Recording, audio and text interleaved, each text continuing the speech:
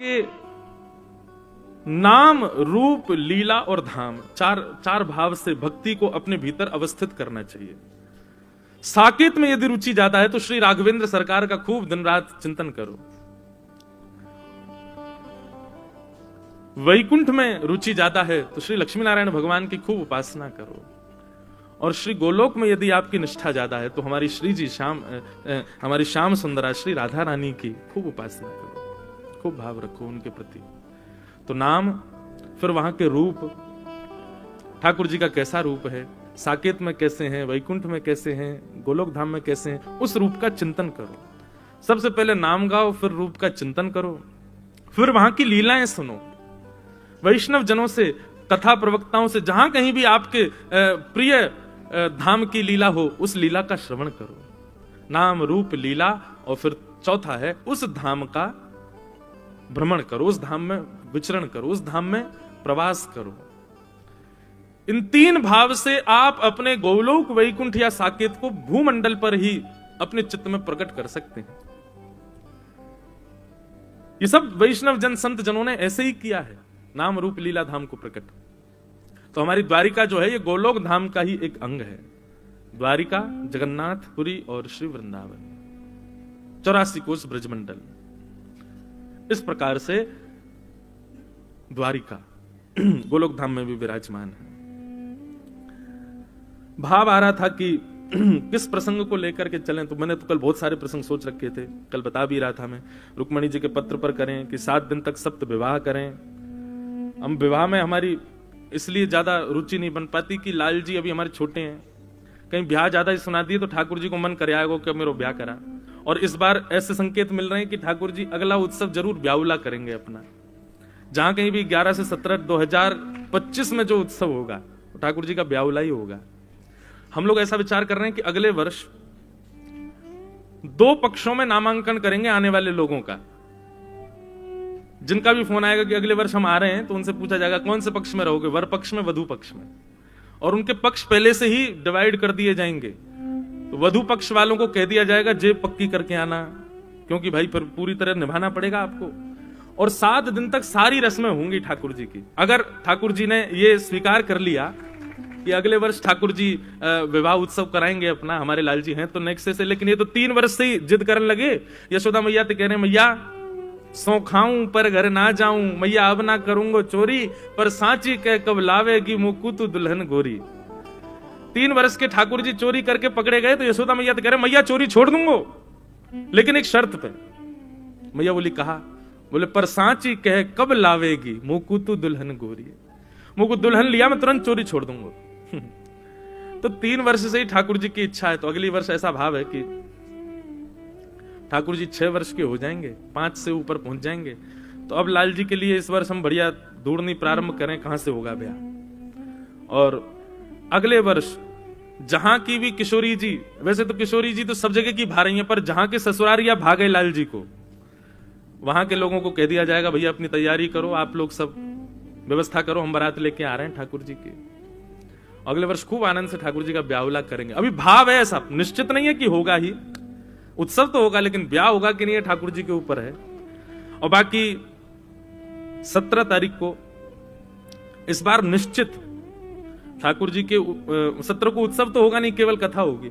तो कथा के बाद जब राजभोग दर्शन होंगे तो राजभोग में ठाकुर जी के आगे आप सबके सामने पर्ची उछालेंगे और जहां का नाम आएगा अगला उत्सव वहीं होगा। अच्छा, एक बात हम कहें, मेरा बहुत निज मन यदि आप पूछो, बोले महाराज जी कहीं का तो मन होता होगा आपके, कहां करें उत्सव? तो मेरा बहुत मन तो ब्रज में ही करने का होता है कि हमारे वृंदावन में हो, और वृंदावन में हो या फिर 84 कोस के भीतर हो, गोवर्धन में हो, बरसाना में हो, नंदगांव में हो, गोकुल में हो। हम इतना सामान लाद करके इतनी दूर दूर भगे चले आते हैं, कभी कभी मन में सोचते हैं कि सामग्री तो सब ठाकुर जी की है, अपने ब्रज में ही इतने सारे क्षेत्र हैं। तो अगले वर्ष 3 पर्ची डाली जाएंगी ठाकुर जी के आगे, बरसाना, गोवर्धन और श्री नंदगांव। तीनों में से जहां का नाम आएगा, यह तो निश्चित है कि अगले वर्ष उत्सव ब्रज में होगा, जहां का नाम आएगा। और सुनो एक बात और कह दें, यदि बरसाना आ जाए तो समझना ब्याहुला पक्का।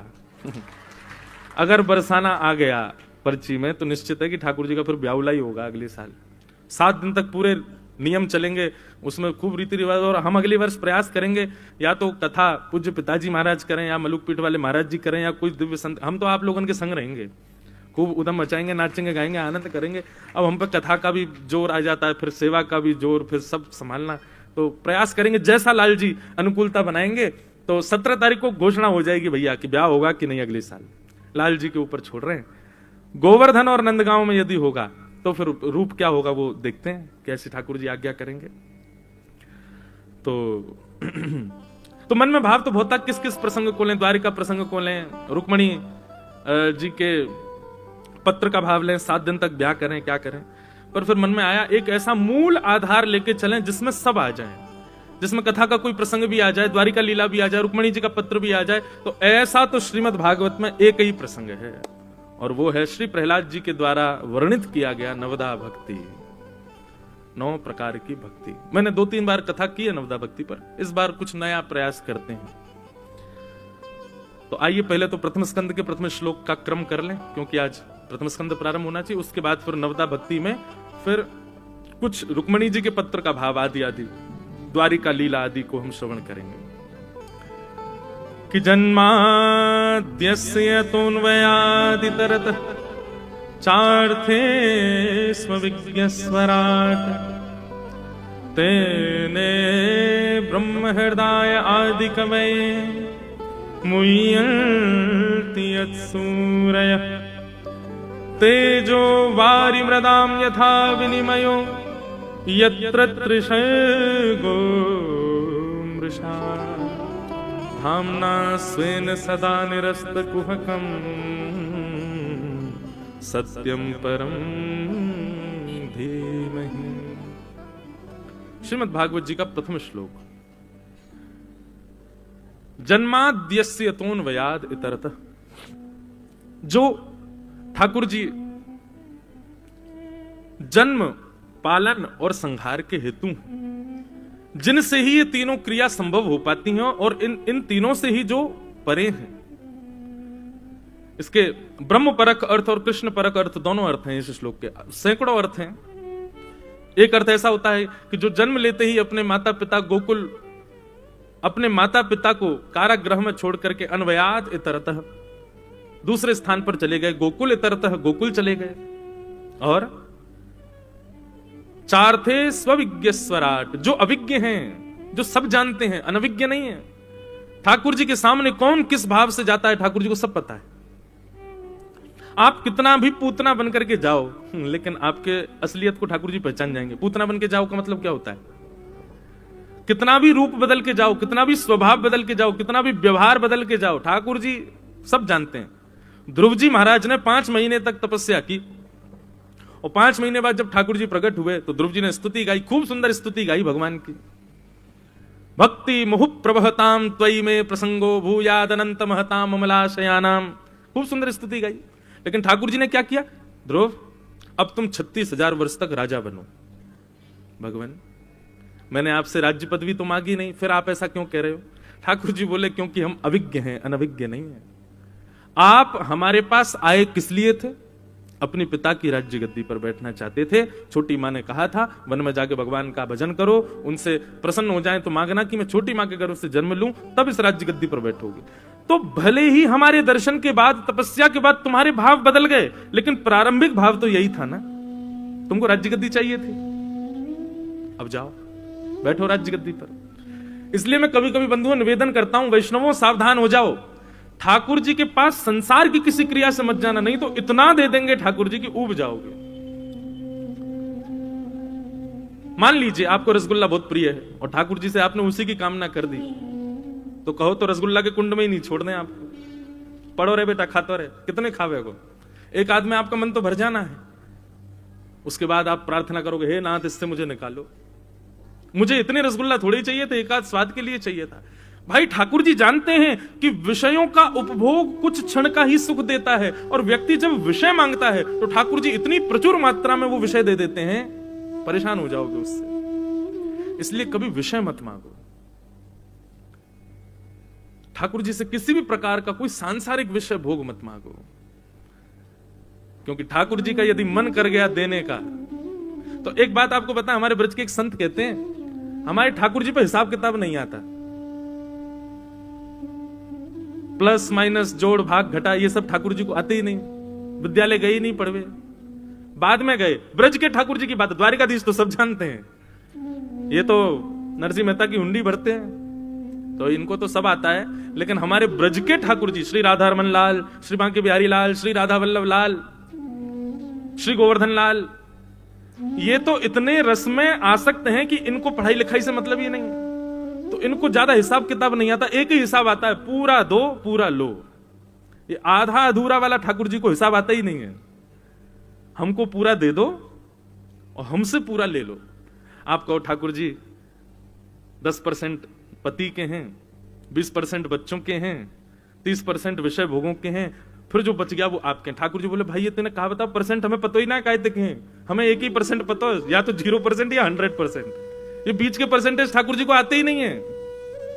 या तो पूरे दो दे के पूरा ले लो, ये आधा अधूरा। हमको द्वारिकाधीश मिले क्यों नहीं, राधारमन मिले क्यों नहीं, क्योंकि हमने परसेंटेज बांट रखा ठाकुर जी के लिए। पूरे दे दो और ठाकुर जी को पूरे ले जाओ। क्या कमी द्वारिका में, सुबह से ही राजाधिराज की तरह ठाकुर जी की सेवा होती है। रामदास बोढ़ाना के साथ बैलगाड़ी में चढ़ के भग गए ठाकुर जी, क्यों, क्या मिल रहा था वहां पे? ठीक है, अब तो बहुत बिल्कुल द्वारिका जैसी सेवा होती है वहां। ठाकुर जी एक बार दर्शन जरूर करना, बहुत सुंदर ठाकुर जी हैं, ठाकुर जी के श्री द्वारिकाधीश। रामदास जी ने पूरा दिया, ठाकुर जी ने पूरा उनको न्यौछावर कर दिया। नरसिंह मेहता ने पूरा दिया, ठाकुर जी ने पूरा उनको दे दिया। मीराबाई ने पूरा दिया, ठाकुर जी ने पूरा उनको दे दिया। आप किसी भी भक्त को उठा करके देख लीजिए, किसी ने खुद को आधा अधूरा नहीं दिया। ये आधे अधूरे वाले तो हम आप सब लोग जो इस पंडाल में बैठे हैं, आधे अधूरे और परसेंटेज में हमारी बातें चलती ठाकुर जी से। पूरे दो, तो हमारे ठाकुर जी पे ज्यादा हिसाब किताब आता नहीं है। वे तो पूरे पूरे में ही रहते हैं। इसलिए भैया कोई विषय मत मांग लेना, क्योंकि ठाकुर जी से विषय मांगा और ठाकुर जी का देने का मन किया तो वो आधा अधूरा नहीं पूरा ही देंगे, और फिर इतना विषय जीवन में आ जाएगा कि परेशान हो जाओगे। इसलिए कभी विषय की कामना नहीं, क्योंकि हमारी इंद्रियों का एक अनुपात है, एक लिमिट है, उससे अधिक हम विषय नहीं भोग सकते। और ठाकुर जी लिमिट के अनुसार देंगे नहीं, वो तो पूरी देंगे, इसलिए विषय नहीं। वे अविज्ञ हैं, अनविज्ञ नहीं है। चार्थे स्वविज्ञ स्वराट। और कैसे हैं ठाकुर जी? स्वराट। स्वराट किसे कहते हैं? जो स्वयं प्रकाशवान है, जिसको किसी से प्रकाश लेने की आवश्यकता नहीं है। किसी के प्रकाश की आवश्यकता ठाकुर जी को नहीं। हमारे प्यारे गिरधर लाल जी हैं तो श्याम वर्ण के, ठीक है, उनके लिए खूब प्रकाश कर दिया जाता है, लेकिन कभी कभी मैं अंधेरे में देखता हूं उनको, सब अंधेरा करके बिल्कुल सब गायब हो जाते हैं, बस नेत्र दिखाई देते हैं उनके, बाकी सब तो फिर वो तो अंधेरे में अंधेरों मिल गो। कभी कभी अपने अपने ठाकुर जी को भी देखा करो, कभी खूब गुम अंधेरा कर दो, बम बैठा के, फिर उनको देखो, नेत्री दिखेंगे ठाकुर जी के, लेकिन कुछ ना कुछ अनुभव होगा, कुछ ना कुछ तो अनुभूति होगी।